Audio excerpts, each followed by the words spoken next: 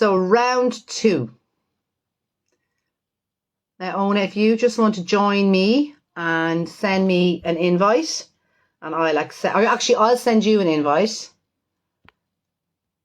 And let's get this show on the road. Hope everyone is having a nice afternoon. We are going to be joined today by the lovely Oonagh, who is here. We have meeting. Oh, thank goodness. Yeah. Brilliant. Yeah. I'll just take these off because they're not working. So that's fine. How are you, Oonagh? I'm good.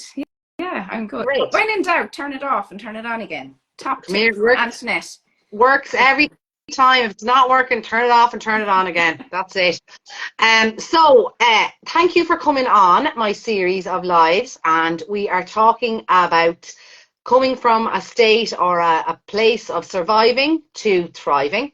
And as I said, we've all come on, lots of mummies have come on this journey of living in a place of feeling that they're just surviving and overcoming the challenges and letting go of what needs to be let go of, and start living a life that is more in line with your values and what matters to you. And so I want these conversations to motivate and inspire and help moms who maybe are feeling stuck or feeling that they can't make a change or it's not possible for them, to know that anything is possible and that if we can do it, they can do it. It's just having that belief and having the know-how to what to do to move forward. So Oonagh, if you would like to tell us a bit about your journey and what it's been like and where you've come from. Well, certainly if I go back to the beginning of my motherhood journey, my eldest daughter is 17 now, so I'm very old, very wise. And I would say the first 4 years of my motherhood journey was very, very difficult. And I know at that time I believed I wasn't cut out for motherhood. And that came as a shock, because I was a primary school teacher and I thought it would, just be more of an extension of the same, Yeah. But it wasn't. And I thought the big breakthrough I got was when I was unwell in 2010. I went for energy healing. I recovered. So that was my first introduction to the whole world of energy healing, and that we're much more than physical body. That was like brand new breaking news to me. Yeah. So that was a time of massive transformation for me, to recognize myself as an energetic being, and also then to recognize my children as energetic beings. And that made a big difference. And I learned during that time that the reason I found motherhood so difficult was because my energy was stuck. And I think this is really common for lots of mums, and they don't realize this. So in order to feel really well and really happy, our energy needs to be flowing, literally needs to be moving all the time. And when we experience physical or emotional shock, the energy can start going in loops instead of straight lines. And what happens then is that you feel really tired all the time. You can't think clearly. You can't see the wood for the trees. It's like having blinkers on. Yeah. Everything is overwhelming. Everything irritates you. Everything annoys you. And, that feeling of being stuck, And what I just thought that was a normal part of motherhood, which a lot of people do still accept. And they go, yeah, well, being a mother is hard. And yeah, you don't get any sleep. But no, there's something else that happens. I think a lot of people, either on the journey to conception or during the birthing process, experience trauma. And I think a lot of mothers start their life as a mum not firing on all cylinders, not with access to all their resources. It's like, it's like climbing up a hill with a massive bag of boulders that you didn't need in the first place. Like the hill in itself is challenge enough, but you have this extra burden of your energy not flowing. And so for me, once my energy got flowing, I could see the decisions that I had made to make my life hard. I could see how I had undervalued myself. I could see how I was putting way too much pressure on myself and asking too much of myself. I could see how so much of the nonsense of the way I read it somewhere and it stuck with me, the way I had put on my own shackles. Okay. Yes. So my shackles were things like I was obsessed with having a clean house. I didn't let my children watch much television. I was obsessed with healthy food. I felt that they should be outside for a certain time every day, which meant I was outside with them. So, I was just trying to be perfect like everybody else. Okay. Yeah. But all of that was unnecessary, I realized afterwards, because it was causing more pain than it was causing you know, the negatives outweighed the positives Yeah. in my Yeah. family life. And so I chilled out completely after that. I had a personality transplant. Really. I just I just said, what can I let go? And I made my only purpose. What I learned, I suppose, about energy, and it's really so incredible to know this, is that we have the power to keep our energy flowing every day, to do energy healing on ourselves, if you like, Yeah. to get our energy flowing every day. And the secret is joy. Because when you feel joyful, your heart center opens, and when the heart center opens, the energy flows, and the blockages and the trauma and the trapped emotions and all that, they move on themselves. Like, we're designed to heal. You know, the way if you cut your knee, you get a scab, and the body will Yeah. heal. You don't tell it to do that. You expect it to happen. It's the Yeah. same. Whenever you experience joy, you heal. Right. Okay. So really, then I discovered that my main job really was to look for joy every day. And then I could be my best self, but also to create a joyful life for my children, so that their energy was flowing. Because Right. bear in mind, if I experienced trauma giving birth to them, they experienced trauma coming into the world too. And so they started life not firing on all cylinders. They started life with perhaps their digestive system not working right, or not Yeah. having the energy for the growth and development that's required, because their energy was stuck too. So that's when I call my membership the Aligned Mama. And for me, being an aligned mama is about making alignment. When I say alignment, I mean access to joy Yeah. and energy flowing, the number one priority, and everything else just takes care of itself. Wow. And is that so when you went for the bioenergy in 2010, was it just like a sledgehammer just going, it all makes sense now? Was it just, and then you just started to kind of, as you said, a personality transplant? Well, it was like, you talk about people waking up. I Yeah. definitely never heard of alternative therapies. I wasn't at all spiritual. In fact, I'd say, because of all that had gone on in the Catholic Church in the years coming up to that, I had really lost all faith. Faith. And so I was like lost in my job, as I was a primary school teacher. So I was teaching full time. I had my two girls, and, I was doing all the things you're supposed to do. And I put on a Yeah. very good show, but on the inside, I was not happy at all, you know. And so as it happened, the universe intervened, and I had an accident that left me with a head injury. And that head injury meant I couldn't look after my children, which is an Right. interesting thing to happen when you are every day wishing every day away and thinking, I don't want to be doing this. This is torture. This Right. is hard. How am I going to stick with this? And then it stops, and I couldn't look after my own children for a period of time. And so that in itself, I suppose, was a wake-up call as well, in terms of gratitude and appreciation Yes. for being a mom and having my children. But then I went for the bioenergy, and because I tried conventional medicine and all of that, and it just went out of pure desperation. Somebody told us about bioenergy therapist. I mean, people always ask me, do you need to believe? I was the greatest cynic. In fact, I was very angry with the man for taking my husband's money, because he had booked me and my husband had booked me and I paid, and I just thought, taking advantage of these poor old husbands and sick wives, I didn't expect a miracle at all. Wow. And so I did have a miracle. Now, not everybody does, but I did. And so 4 days later, my pain was gone. At that point, I was in agony, like 24 hours a day, and I couldn't speak, I couldn't eat, couldn't finish a sentence, I couldn't complete a task, like make a cup of tea. I know now what was happening, that the cerebral spinal fluid wasn't flowing around my brain, and the information wasn't getting where it needed to go. But it was a very terrifying time. It really was. Yeah. A very dark time. And so I just wanted to know what he did. You see? Yeah. How did you do it? Yeah, because he barely touched me, and I was like, what is this about? And now I'd been bedridden for months, but literally the following weekend there was a bioenergy course in Ennis that he was teaching, and I said, I have to go to that. So I grabbed my friend Jenny and said, you have to come with me. And we went just to see what he did.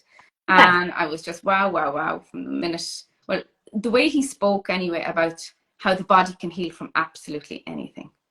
How if something doesn't show up in a scan, it's in your energy system.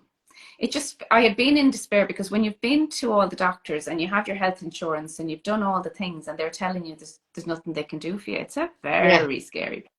And so it gave me just great hope the way he spoke as well, but also the sense of us being an energetic being, not just flesh and blood, that we're so much more than flesh and blood. That excited me as well. And then when we started to learn to feel the energy, I was like, oh, it's like it was there all along, Antoinette, and any of us can feel it. Yeah, we just didn't tune in. And it is literally like tuning in a radio station. It is just a decision to go looking for it and you'll find it. You don't need to be the seventh son of a seventh son. You don't need to have a gift. Any of that. Every one of us are healers. Every one of us are designed to help each other heal. Every one of us can move our own energy and move each other's energy and restore balance, you know. So I signed up then for the diploma, just because at that end of that weekend I was so happy. I was just so happy, obviously, to be alive and to be well, but just with this possibility. I just wanted to be in the room with people who believed in anything was possible, you know. And then while we were training in the diploma, I had no notion of being a therapist. I was a primary school teacher. But while we were training, we were asked to treat somebody every single day just for practice. So I did. I treated it absolutely. I'm a good girl. Always do what I'm told. So anyone that moved or said they had an ache or a pain or couldn't sleep, I did. And nobody was more surprised than me when people started to get well. I was like, I accepted. I could accept that Michael Doherty could do the bioenergy and, you know, miracles can happen. I did not accept that I could do it. Yeah. But that's what started to happen, is that, and a lot at that time, because I had pain, I suppose I attracted in a lot of people who had pain. And there are so many people living with pain, and you don't have to. You absolutely don't have to. And have been told by the doctors, you have to live with this, and we'll get a pain management program up and running for you. No, don't believe in it myself at all. So for a long time, it was pain, people with pain I worked with, but I gradually ended up working more and more with mothers. The more I started to use bioenergy, and I trained in other things as well, when I started to use the energy healing in my home, and seeing my children transform and seeing my home transform, and just everyone happier, everyone more at peace. The fear that used to come over me when the girls were sick, when they were small, you know, if the, you know, temperatures and antibiotics and all of that used to grip me into such a panic. All of that gone. Like, you know, it's just, my girls haven't seen, Johnny's never been to the GP, my youngest, he's 5, and the girls have in a handful of times. You know, we just learned to look after the health of my children using a little bit of energy healing, using the essential oils. And it was I started to think everyone should know this. Do you know? You know, why doesn't everyone know this? Yeah, but just it's a normal part of being human, even though it's made out to be woo-woo. But it's not, because, I don't believe it is to be. It's just part of who we are, mind, body and spirit, you know? And, you know, for a long time, the medical community just looked at the body, and now they've started looking at the mind and emotions, which is wonderful. I mean, I think the next stage is to recognize that we are energy. Like, there's plenty of science to prove that too. But I just think that a lot of mothers are suffering unnecessarily. Number one, by starting off with their energy being stuck, but also, you know, you can think that there's something terribly wrong if your child is behaving in a certain way or things aren't working. And it can be just that they're out of alignment. And a little bit of energy healing can bring them back into alignment. And the problem is solved without you having to do big behavior plans or sticker charts or play therapy or anything. You know, that there's so much can be resolved by just bringing our children into alignment, because we all have this inner guidance, you know. We all have this, including our children. And so if we can bring them into alignment, they'll know what's right and what's good for them and what's not right and what's not good for them or good for them. They're able to process the world around them. Exactly. So for me, it's just an absolute joy. At the moment, what I do is I have a clinic where I treat mums and babies. It's all from a distance. Do it all from a distance. Another layer of woo-woo, if you like. But the reason is because I work on the energy field. I don't work on the physical body. And when you think about somebody, you are in their energy field. So I just need a photograph and think about the person, and then I'm in there. And when I'm in the energy field, I can find where there's shocks or where there's blocks or where there's traumas. I can clear them out and I can get the energy moving. And I always work with both mum and child. You know, sometimes parents would like to just book in the child. Could you fix the child, please? She's not sleeping or whatever. And I will do that from time to time. But the reality is that mother and child's energy systems are very much intertwined.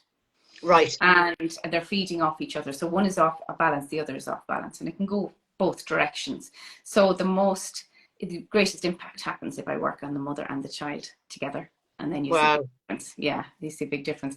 But then, you know, I found that in my clinic, I was teaching all of this to mums one at a time, which is very tiring.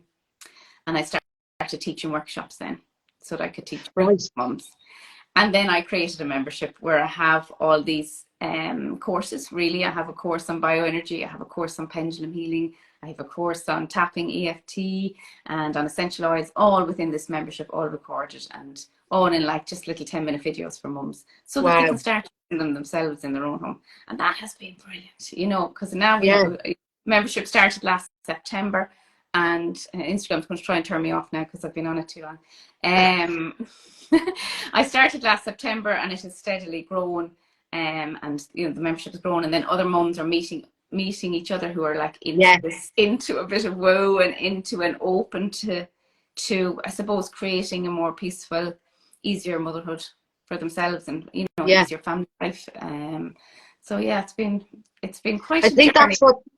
That's what's kind of lacking for moms. I think that sense of like, you know, community, or that sense of like we're in together, because a lot of moms I think are quite isolated and sometimes don't maybe like to admit that they're struggling, or that maybe motherhood isn't what they had hoped or what they had thought it was going to be. And then when someone says it, you're like, oh my, yeah, me is, you know, and there's that kind of power in numbers to say it is fucking hard, or it is, you know, this is challenging, or it's not what I thought it was going to be, or, you know. And as you said at the beginning, you didn't think you were cut out at the beginning, like when you had your girls, like you didn't you didn't think that you were cut out for motherhood. Yeah. Oh, no, I really thought I was the only one. Now, there was no social media, or I wasn't on, there was no social media, I don't think, was there 17 years ago, or very little.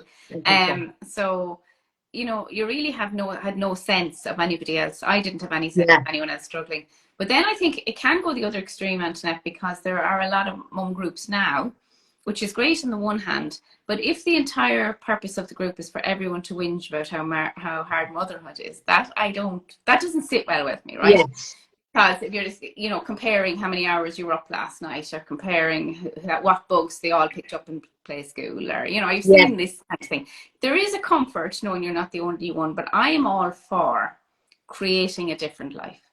Okay. Yes. So it's a little bit different. It's not like life, you know, motherhood is fucking hard and I'm just going to have to put up with it, or I'm finding it challenging. How can I make it easier for myself? Yes.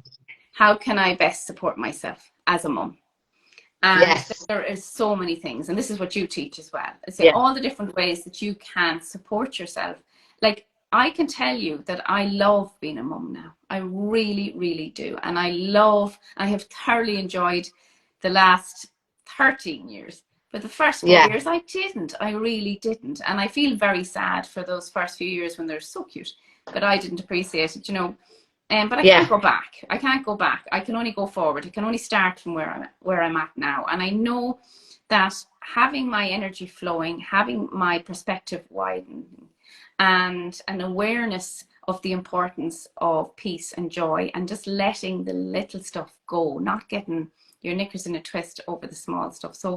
So much, like, I just think of everything in terms of energy now. Is my heart center open, or is my heart center closed? And so we used to have battles over bedtime, or battles over sitting at the table for your dinner, or battles over, my eldest used to like to wear, you know, swimming togs in winter and gloves and hats in summer, you know. And, you know, and you'd have a battle. You can't wear that. It's winter. Like, they'll catch your death. Snow now. Put your bikini. That's the way I'd be now. Absolutely. Do you know what I mean? Does it really matter? And you know, in the middle of all that, then 5 years ago, I had Johnny, and one of the, you know, I was 43 when I had Johnny, and I think one of the reasons that I decided or invited another baby into our life was because I had learned so much.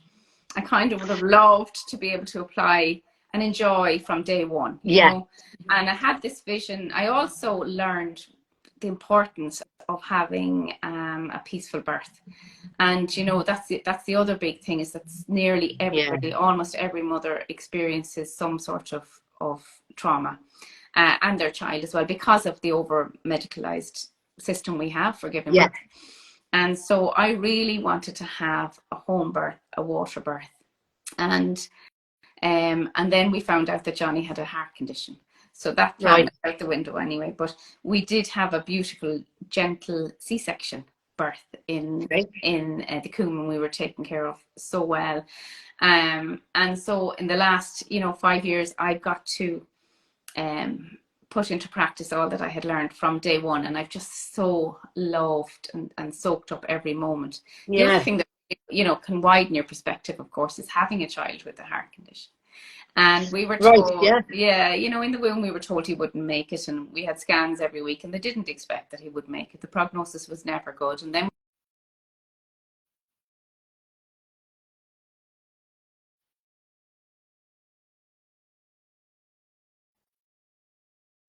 Hang on, I can't hear you.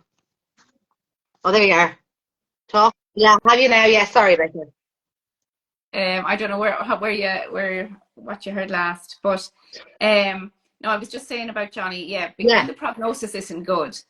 Like when I go back to when I had my first baby, and when she would cry in the night, I go, "Oh, poor me! I just got to sleep. Why can't you leave me alone for a minute?"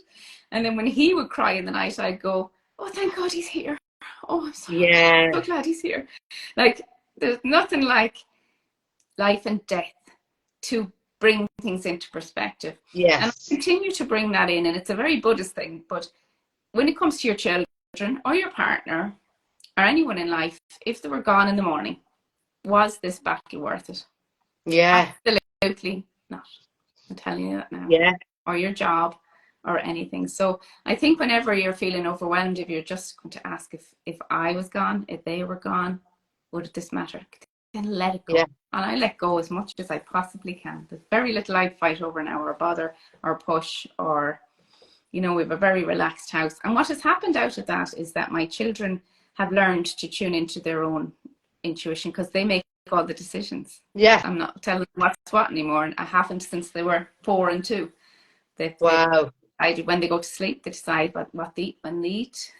All of that. Now, that would drive some people crazy. I realise that. Now, this is what I was going to say, because there'd be some people going, "Oh, there's no way. I just couldn't handle if they were having their dinner in their swimsuit in winter. Or I just couldn't." Do you know what I mean? Do you know? Or there's somebody saying, "No, I couldn't leave the house a mess, or I couldn't give them that much free." How do you, sir? What was the mindset shift there? Is it just the fact that you look for joy, and joy is your value, and that's what it is, and you're just able to let the other stuff go? Yeah. It's to do with keeping your energy system open. Right. And so if this battle is going to close me and close my children's energy system, now there's a nice way to have things done. You can encourage, you can suggest, you can reward. I was going in, my big change was I'm the boss. And if I tell you it's bed at 8 o'clock, you go to bed, missus. I'm not letting you win. I mean, that was the personality transfer, because I thought that's what mothers did. And I suppose it came from teaching as well, where you are the boss and they just do what you tell them. But home is different than that. And so it can be just a gentle way of allowing them their own autonomy, but guiding them to make decisions that make sense, or giving them that sense of freedom. So things like giving notice, and you want to be thinking about going to bed now, or I guess is to get them ready for bed, brush teeth, read story, and then if they want to play, they can, or if they want to do whatever they want to do. Now that worked in my house. That mightn't work in your house or anybody else's house. It's not really the point, right? It's not really the point. And I know somebody said to me before, I know you said you should never tell your children when to go to bed. I said, I never said that. You never said that. No, what I'm saying is I recommend that you tune in to see how you feel. And if it is causing your energy system to shut down, ask yourself, can I let this go? That's all. Or can I do this differently? Or my favorite question, if I could do this differently, if this could be easier, what would it look like? If this could be easier, what would it look like? So if bedtimes are always a battle, if bedtime could be easier, what would it look like? Could you allow, I think a big thing of bedtime is allowing even more time, an hour to get them to bed instead of a half an hour, or 2 hours instead of 1 hour. but just we set these rules, like it has to be done in a certain way. Yes. And can you think outside the box, and can you do it slightly differently? That's all. And making it more into an experiment. I wonder what it would look like if we did it this way today, you know? Yeah. And I think that's kind of similar to what a lot of the moms have been saying. It's like we have these expectations on ourselves to do things a certain way, to have our house looking a certain way, our children, you know, their routine, and we have these expectations, and then we're setting ourselves up for failure then, because when we don't reach these unrealistic expectations, we sort of internalize that and say, well, that's because I'm not in control, or I'm a bad mother, or I'm not made for this, or whatever it is, whatever inner voice you tell yourself. And a lot of times the only one putting the expectations on us is ourselves. It's pretty much all the time. And Yeah. it is how Yeah. we are influenced by society. We are Yeah. influenced by social media. We're influenced by what our own mother did, or Yeah. whatever. But it's an awareness of that, and it's to be constantly looking. And like my favorite question, and I'm always saying this to my mums to ask every single day and several times a day, is how can I best support myself today? Yeah. And like whenever you're feeling overwhelmed, and like there might be a day, like I was I think back to before my fall, and I would think, you know, I'd be thinking I have to get dinner into them before we go swimming, and then what about the homework? And I'm like, now I'd go, how can I? Well, we can skip the dinner, skip the swimming, or skip the homework. Like none of it fucking matters. Yeah. Yeah. You can pick what matters. Does it really matter? And if you don't know the answer to that question, ask yourself, if they were gone in the morning, would it have mattered? No. Yeah. No. I mean, if you can't do that every day of the week, or you'd never get anything done. But on the days when you're feeling this is too much, give yourself an out. Give yourself an out. Yeah. And tell me, what would you reckon is one of the biggest challenges for you? Like, what I suppose, listen, Johnny been ill, and that was probably a massive perspective shift for you to kind of go, Jesus, this may not have gone like this. Is that a big thing for you? Oh yeah, definitely. Yeah. Firstly was my fall and not being able to look after my children. That definitely. So I got a second run with them, and I didn't want to. I realized by the way, when I was out of action, they were a lot happier. Right. Okay. So because I had been laid down the law in my house. Yeah. And then when the sheriff was gone out of town, everything chilled out, and everyone was happier. And I was observing this. Were you noticing that, kind of going, Jesus, actually, I'm lying in bed now and things are calmer? Yeah, well, I went for a while going that I wish it'd be better if I was gone. They're obviously better off without me. In pure victim mode. I did a good bit of that. Right. It wasn't until I was well and looked back. Okay. You know. So that was a big perspective shift. Then I had a pregnancy and I lost that baby, and again that made me really appreciate every moment with Johnny. So even when Johnny was in the womb and he was touch and go whether he'd be there, I was really calm, and everyone said to me, "You're really calm," and I was genuinely really grateful for every day he was with me, because I didn't expect him to stay. So every day he was in there, I've cherished every day of that pregnancy. It was the most joyful pregnancy. Even though I had gestational diabetes, even though I had symphysis pubis dysfunction, and even though I had a child with congenital heart block, I was so happy. Like it was bizarre. What a perspective shift will do for you is, it's like you move up and you can look down and you can see the whole picture. Yes. And the opposite of that is when your energy is closed, and you can only see the problem and you cannot see any else. Yeah. And if you're sitting and you're listening to me going, well, that's all right for you, but I got 303, or that's all right for you, my husband doesn't do anything, or that's all right for you, because then that's your mind arguing for your limitations, right? That's a sign that your energy is stuck. Okay? Right. When our energy is flowing, we are limitless. Anything is possible. And we are really creative, and we can see things differently. And our hearts are wide open, so we don't take things personally. We can be compassionate to ourselves and to others. It's like life will always be busy as a mum. You'll always have to get up during the night. You'll always have to make the lunches. You'll always have to bring them to things. That's not going away, but it won't bother you. That's the thing. It's like you don't mind doing it. That's the difference. So if you notice that your mind is constantly arguing for your limitations, for all the reasons why you're right to be tired and right to be miserable, because nobody's helping you, nobody's listening to you, and you've got too much to do. If that's happening, just take that as your sign to go for some energy healing. I really would encourage that greatly, because it's not that anything massive will change in your life afterwards, except that you will see that you have choices. Okay. Yes. We do have choice. We have a choice every single day how we're going to approach the day. And any day you've had a tough day, if you look back, you'll see. And there was a coach that I went to once who said, and I thought it was quite crude at the time, but actually she was right. She said, when there's high emotion, there's low intelligence. Okay. Right. But from a physiological point of view, what happens when you're in fight or flight is the blood goes to the lower limbs so you can run. Yeah. So it leaves the frontal lobes where you make your decisions. Yes. And so when we're in that fight or flight, and when we're stressed, we do everything the hard way. Insist on doing everything the hard way. And so if you look back in your day and you see all the choices you make, you know that you had your blinkers on. Your energy had to down. So that's fine looking back. How can you go forward and not do that every single day? Well, it really involves taking a moment several times a day and saying how I am. My energy field open, is it closed, and how can I best support myself? And I promise you, if you do that every day, your life will change. Everything. And it's not, it's something you can do where you are, as you are. It's not like you have to it's just taking that time to check in with yourself and notice. And once you notice and you become aware of yourself, then you can just see a little bit of a different path, or things don't seem as dark and as kind of maybe lonely or as hopeless or as helpless. Yeah. And you see that it's a different frequency. Okay.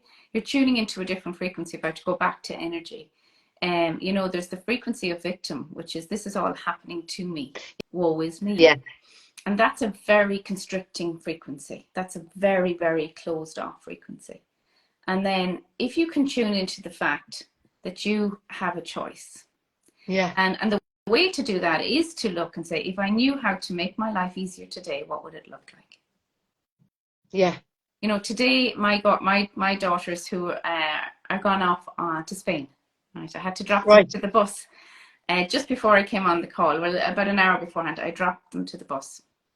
And I had very mixed emotions, because when I heard they were going, I was thinking, oh God, I'm going to miss them so much, my girls, And then we've had a tough few weeks. They're teenagers, and I'm doing my best to be an aligned mama and a gentle parent, and allowing them to feel what they need to feel and express how they feel, and I'm supporting them and all of that. But when I put them on the bus this morning, all I could feel was relief. And then that was followed swiftly by guilt. Yeah. I feel so guilty because I feel so relieved. So I had to come back here. I had to cry. Okay. And I don't know, it was just, part of it was a relief cry, because I just didn't realize how much I was holding the space for them. Actually, I have a week of not holding the space for them. And part of it was sadness, and then part of it was a bit of guilt. So I had to cry. And then I thought, I'm going on live with internet now. How can I best support myself? I was going to, I had emails to send out. I had a string of things that I needed to get done before our call. Yeah. I said, I'm not doing them. I'm just not doing them. And I just literally sat and did what I said. Just sat, observed how I was feeling, allowed myself to feel that way. It is what it is. I did a little bit of tapping then to bring myself back into alignment. So like that took 45 minutes, and I will give myself 45 minutes now, which I would never have done before. I wouldn't have ever done before. But it means that my whole day isn't written off. If I didn't do that, I just kept going, then you're just going to create, yourself. Days like that, anything that will go wrong will go wrong. And well, and I suppose, and that is so important, even just to actually feel that you deserve the time, because we're like, oh, usually it's just, well, just keep going, just throw yourself into something else and just keep going till it's time to go to bed, and rinse and repeat. And just to give yourself that time to go, actually, the emails can wait. I'm just going to I deserve 45 minutes. I'm worthy of time just to reset. And then the day is fine, and you're on here, and it's so, I suppose, and it's just it can be automatic, I think, by moms, that they're not even conscious that they're working through something. They're just like next thing, and suddenly the days and the weeks and the months are passing, and it's like so many of us are on autopilot that we don't even stop to think, what do I need? How could I make this better? What do I need right now to make myself feel better? It's just go, go, go, go. Yeah, and it is the stopping. It's Yeah. not unlike turning on and off the Instagram like you had to do there. Yeah. It gives you you can start again. You can Yeah. stop. When you stop, that means you get to start again. Yeah. So just choosing to stop is enough. And you can do that mid-sentence of screaming at your kids if you want to. Yeah. You can do that mid-dinner and just turn everything off.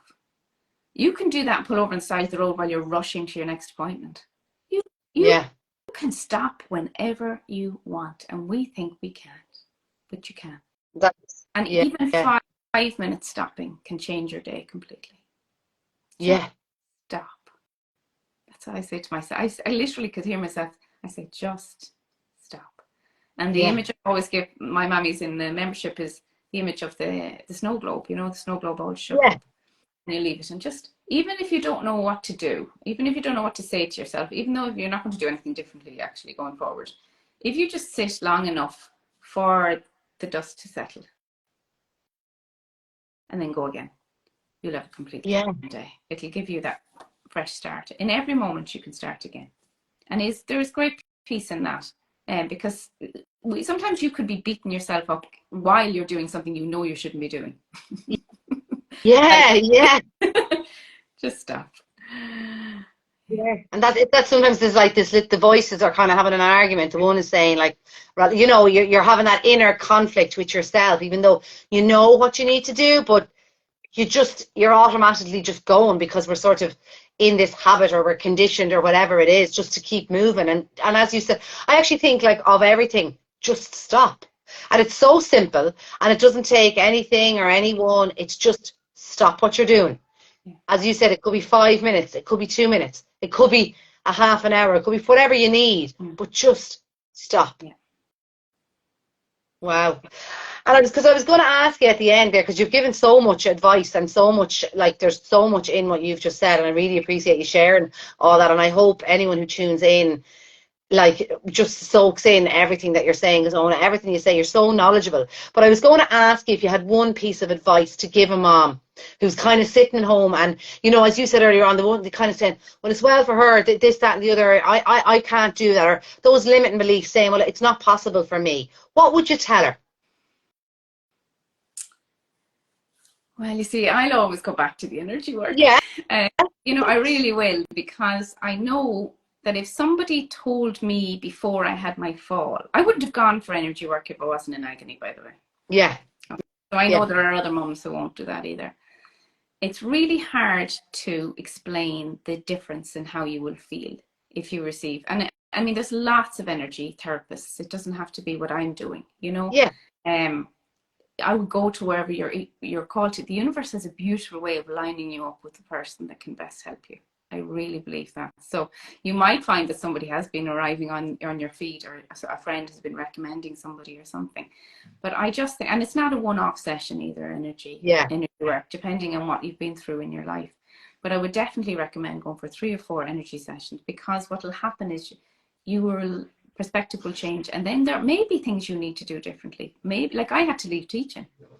You know, maybe you will need to. Some people need to change jobs. Some people need to end marriages. Some people, you know, need to move away from their parents.